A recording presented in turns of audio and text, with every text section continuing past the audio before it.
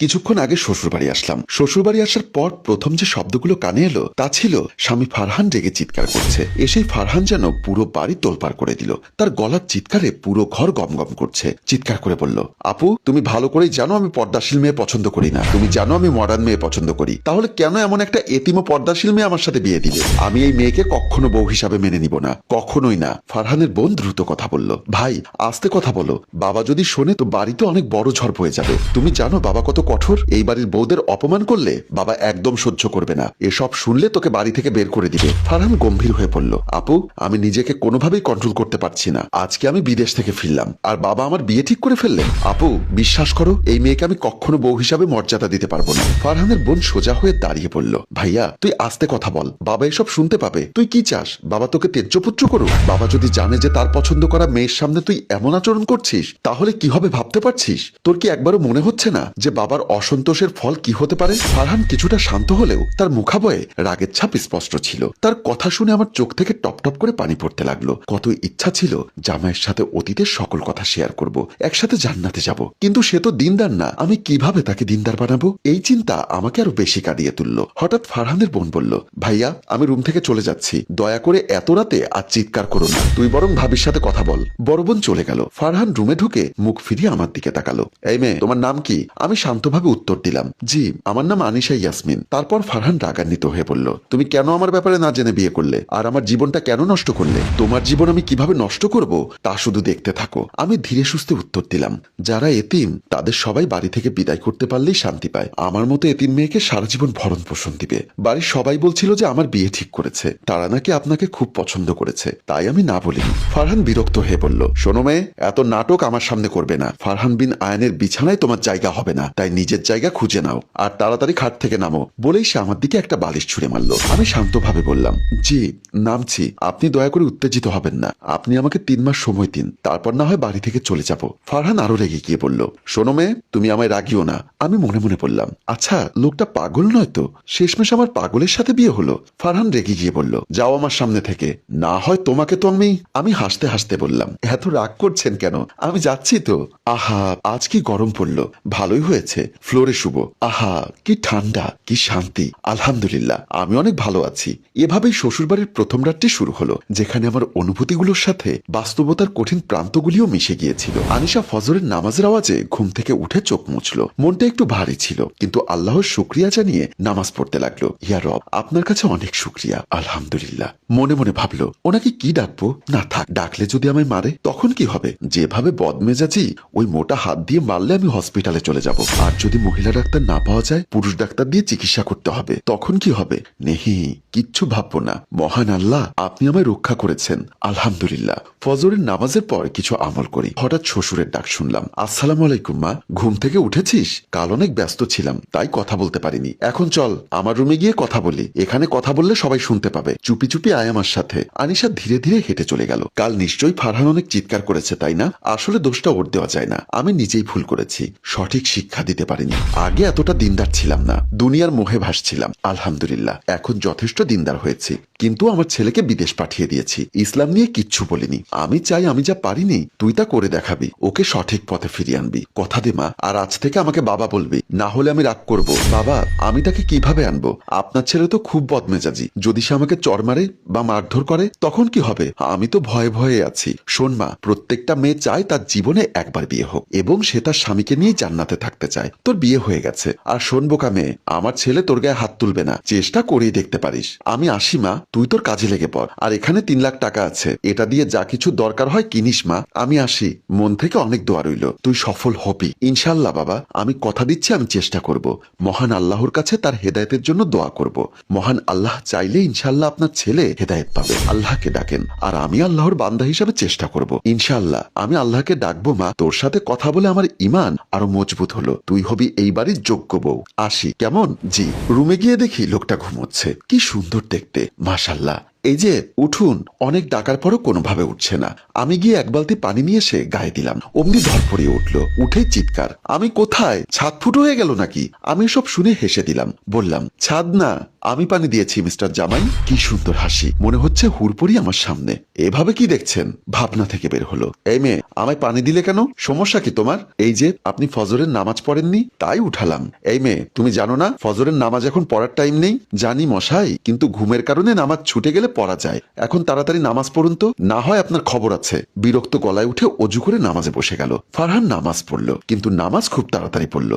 যায় নামাজ নিয়ে উঠতে আমি বললাম, এত তাড়াতাড়ি কেউ নামাজ পড়ে? কিভাবে নামাজ পড়তে হয় আমি আপনাকে শেখাবো ইনশাল্লাহ। এখন খেতে চলুন। এ কথা বলে তারা নাস্তা টেবিলে চলে আসলো। নাস্তা দেখে ফারহান বলল, এসব কি বানিয়েছো? আমি এসব খাই না। আমার শ্বশুর বলল, এখন থেকে এসবই খেতে হবে, কথাটা মাথায় গেঁথে নাও। হঠাৎ কলিং বেল বেজে উঠল। আমি বললাম, আমি খুলছি।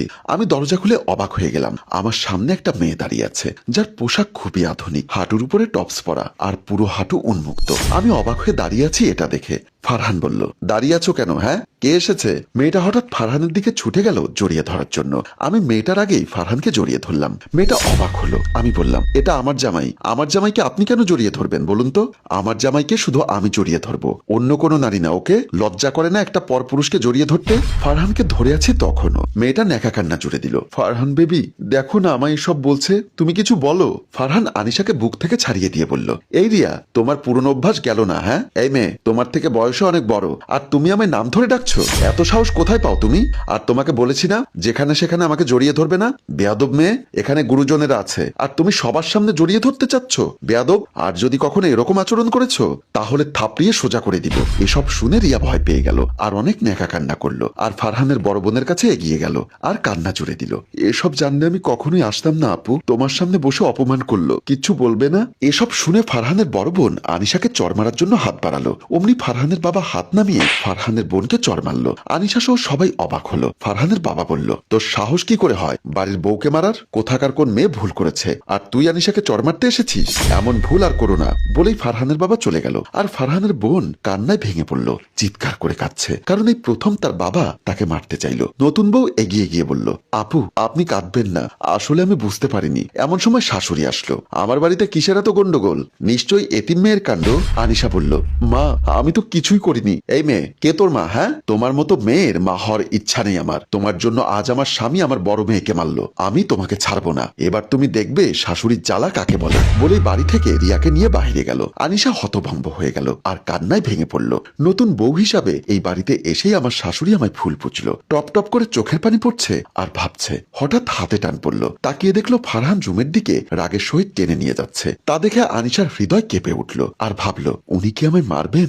ঘরের সামনে এসেই এক হাতে আনিশার হাত ধরে আছে শক্ত করে, আর অন্য হাতে দরজা আটকে দিল। যা দেখে আনিশা ভয়ে হাত ছাড়ানোর চেষ্টা করলো। আমার হাতটা ছাড়ুন, লাগছে, আমার হাতটা জ্বলে যাচ্ছে, প্লিজ ছাড়ুন। ফারহান তখন আনিশাকে দেওয়ালের সাথে চেপে ধরে চিৎকার করে বলছে, এই মেয়ে, সাহস কি করে হয় আমাকে জড়িয়ে ধরার? তোমাকে বলেছি না আমি তোমাকে বউ হিসাবে মানি না, তবুও কেন নির্লজ্জ মেয়েদের মতো জড়িয়ে ধরলে? আমার বাবার টাকার জন্য এসব করছো? তুমি এত লোভী? তোমার জন্য আজ বাবা বড় বোনকে মারলো, শুধু তোমার জন্য। আমি তোমায় কখনোই ছাড়বো না, আমাকে বিয়ে করার ফল তোমাকে বোঝাবো। আনিশা এসব শুনে অনেক কষ্টে কান্না লুকিয়ে বলল, কেন জড়িয়ে ধরে বলবো না?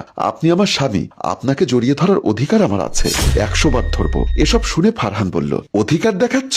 অধিকার? বলেই রুমে সবকিছু ভাঙলো আর চিৎকার করে বলছে, বাবা আমার জীবন নষ্ট করে দিল। এই মেয়ে আসতে না আসতেই আমার বাবা ও আপুর মাঝে ঝামেলা করলো, বলছে আর সব ভাঙছে। এসব দেখে আনিশা ভয়ে থরথর করে কাঁপছে আর মুখে হাত দিয়ে কান্না করছে।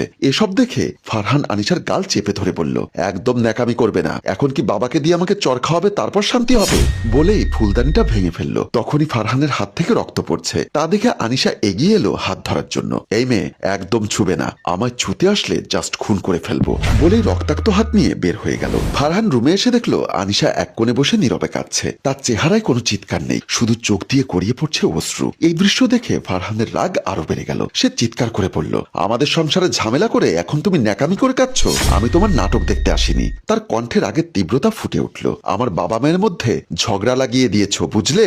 এই ঘরে তুমি আসার পর থেকে কেবল অশান্তি হচ্ছে, এটা সহ্য করতে পারছি না। বলে সে এক মুহূর্তের জন্য থামলো, তারপর দেওয়ালে এক কিল মারল। দেওয়ালের উপর হাতের আঘাতের শব্দে সারা ঘর কেঁপে উঠল। ফারহান দম নিয়ে আবার বলে উঠল, শোনো মেয়ে, আমি কোনোদিন মেয়েদের গায়ে হাত তুলি না, কিন্তু যদি তুলতাম তোমাকে হয়তো আজই খুন করে ফেলতাম। তার চোখে আগুন, কথায় বিষ। আনিশা কাঁদতে কাঁদতে মাথা নিচু করে বসে রইল। সে জানতো এই পরিস্থিতিতে কিছু বলা তার জন্য আরো বিপজ্জনক হতে পারে, তাই সে আল্লাহর কাছে ধৈর্য চাইছিল যেন এই পরীক্ষায় সফল হতে পারে। ফারহানের দেওয়ালে কিল মারার পর আনিশা দেখলো ফারহানের হাত থেকে রক্ত পড়ছে। রাগের মধ্যে হলেও ফারহানের আহত হাত দেখে তার হৃদয় কেঁপে উঠল।